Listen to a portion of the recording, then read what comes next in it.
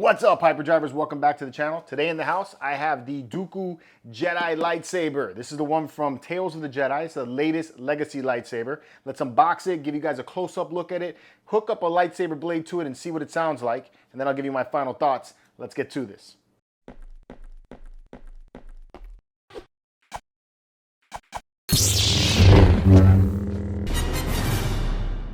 That's right, my friends, I'm back for another lightsaber unboxing video. I can't wait to get to this one right here, because this one right here is the Dooku Jedi Lightsaber. I'm really hyped to get this one out of the box.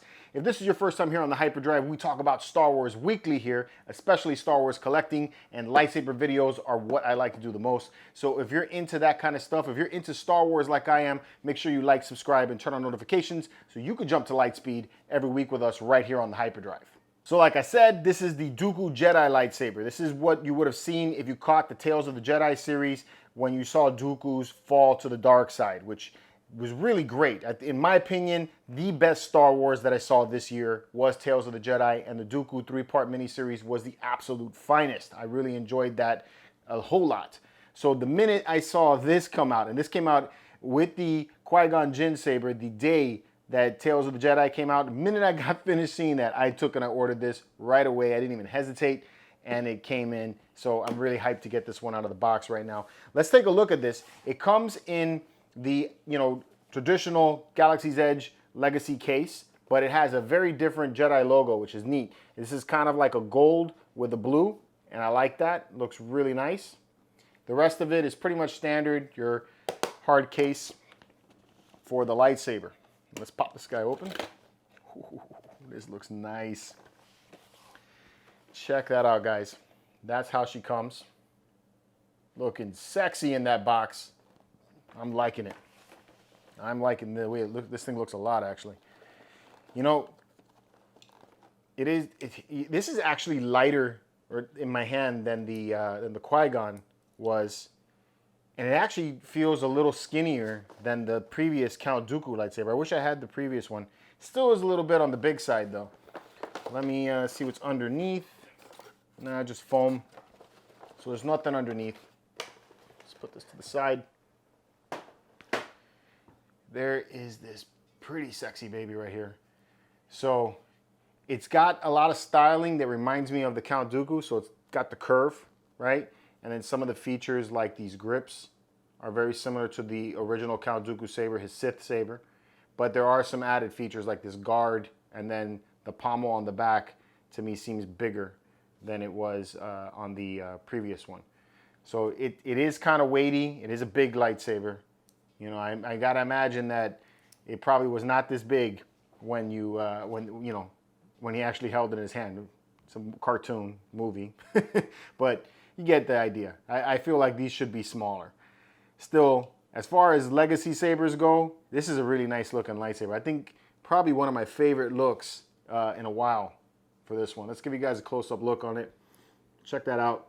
So you got your emitter right there, and then your emitter pops out. This is the blade plug so that you can put in the Galaxy's Edge blade. It accepts that one. Very similar hook here, this fang, to the Count Dooku saber that we saw for his Sith saber, but it is a little different because I think that the one from his Sith, this is all chromed out, and then here you actually have kind of like a matted metal, and then you have this chrome feature in the very front, which looks really, really good.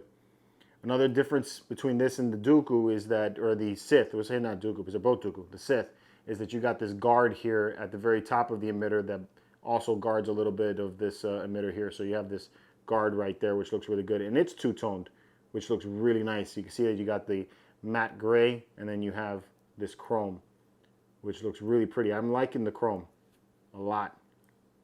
Like I said before, you got these textured grips. This is like a rubber, and that feels very, very nice in your hand. Again, kind of big, but feels nice.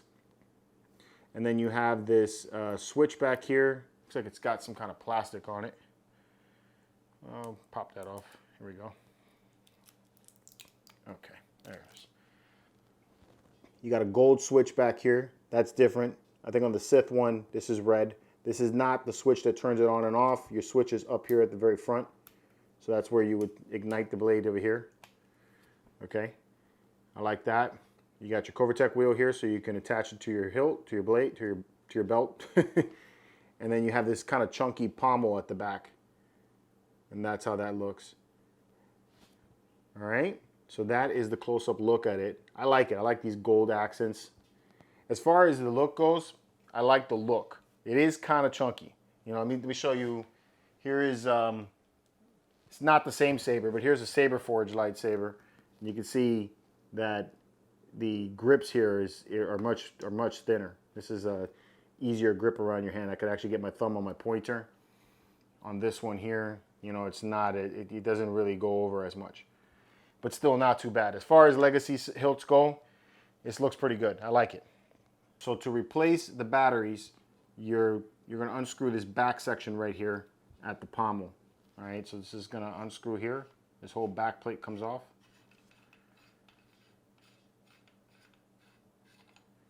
All right, and there's your battery pack. Okay, looks like it's the original style. Let's see what kind of batteries this takes. All right, so it takes your standard AAA batteries, takes 3 of them. All right, let's put this back inside, get a blade connected to it, and see how this thing sounds. All right, so let's get this blade in here. Take that out. You heard that? Just like all of your legacy lightsabers, when you get the blade in, it makes that sound. Let you know that it's connected. All right, let's see what this thing sounds like. All right, let's try that again with the ignition. Ignition and de-ignition sounds pretty low. And it's a little difficult to flip the switch on with one hand to get that switch. And I remember that being similar with the previous Dooku saber. So it kind of got to have 2 hands and to turn it on. All right, so let's listen to that sound. All right, here's the ignition.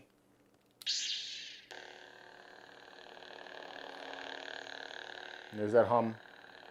Hum's pretty low too. Not the loudest hilt that I've heard.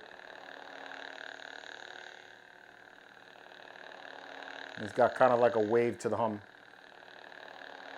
You hear like it increase in volume and then go down, and then increase and then go down. All right. And then there's your de-ignition sound. All right. See what smooth swing sounds like.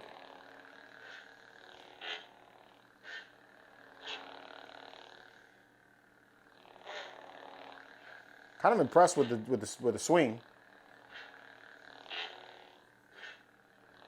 Seems to be very responsive with the swing. At least this one is. That's kind of cool. All right, about clash. That seems to pretty much work every time too, which that's good. All right, so those are your effects. You got a blue color because he's a Jedi, not the Sith. And then you have that same step up and step down. So that technology seems to be about the same. I do feel that the sound sounds a little bit low for this one. But you do have a pretty responsive swing and you got a pretty responsive clash, which I think that's an improvement over other legacy hilts that I've had. All right. All right, and that's gonna about do it for me for this one. I would have to say that of all of the legacy lightsaber hilts that I picked up this year, this one is my favorite of the legacy hilts. I like the design of it. It's a little bit chunky, I agree. If they made this one a little thinner, like if Corban picked it up or something like that, I'd probably definitely jump on it. I like the design of the hilt. It to me is kind of elegant and kind of cool. I like it. I dig it a lot. The electronics on this one are a little bit better than I've seen on other legacy hilts, which also is a nice improvement. I do feel that the audio is a little low. You know, I don't know if that's because the pommel on the back is so big and maybe it kind of deflects the sound a little bit. I would like to see or hear this get a little louder, and that would be much nicer. So if you're a legacy collector, you might like this one. You know, I kind of dig it myself. Let me know what you guys think about this one in the comments below. And until next time, may the Force be with you.